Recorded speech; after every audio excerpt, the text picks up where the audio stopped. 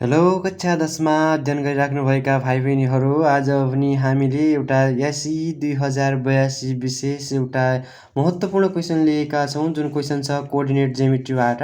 Coordinate ज्योमेट्रीबाट pair of straight लाइनको एउटा क्वेसन लिएको छौँ, जसमा चाहिँ हामीले के निकाल्नु पर्नेछ, एक्युट एङ्गल निकाल्नु पर्नेछ। अब यसको लागि हामीलाई एउटा इक्वेसन दिएको छ र यसको सोलुसन यसरी गरौँ। अब हामीलाई गिभन इक्वेसन के दिएको छ, 2x² - 7xy + 3y² = 0 दिएको छ भने अब हामीले यो इक्वेसनलाई केसँग कम्पेयर गर्ने त, पेयर अफ स्ट्रेट लाइनको इक्वेसनसँग चाहिँ हामीले चाहिँ के गर्ने, कम्पेयर गर्ने। अब योसँग कम्पेयर गर्दाखेरि के हुन्छ, ax² + 2hxy + by² = 0 सँग चाहिँ हामीले के गर्ने, माथिको इक्वेसनलाई कम्पेयर गर्ने। अब माथिको इक्वेसनलाई कम्पेयर गर्दाखेरि के हुन्छ त भाइ बहिनीहरू, a = 2 हुन्छ अनि 2h = -7 भयो अनि b भनेको के भयो, 3 भयो र h = कति भयो, -7/2 भयो।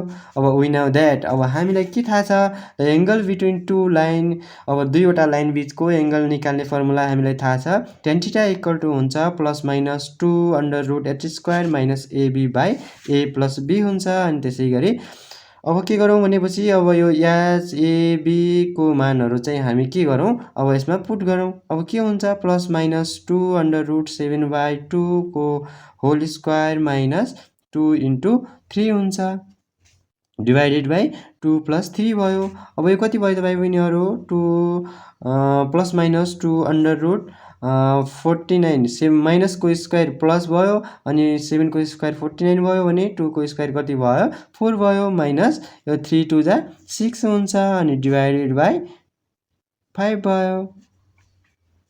अब यो माथि क्याल्कुलेसन गरौँ, क्याल्कुलेसन गर्दाखेरि हाम्रो कति आउँछ भनेपछि +-2√25 डिभाइडेड बाई 2 × 5 आउँछ। यो 2 क्यान्सल हुन्छ, यो भनेको कति आउँछ, √25/5 आउँछ।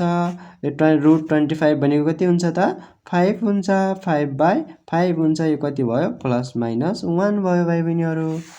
यो कति भयो, यो 25/5 भयो अनि यो कति भयो, 5/5 भयो, +-1 भयो। अब हामीलाई थाहा छ, अब के गर्ने भनेपछि, अब हामीलाई चाहिँ एक्युट एङ्गल भनेको छ। एक्युट एङ्गल भनेको के हो त भाइ बहिनीहरू, 90 डिग्री भन्दा सानो एङ्गललाई हामी एक्युट एङ्गल भन्छौँ। अब हामीलाई के थाहा छ भनेपछि tan θ = 1 भयो। अब के हुन्छ, tan θ =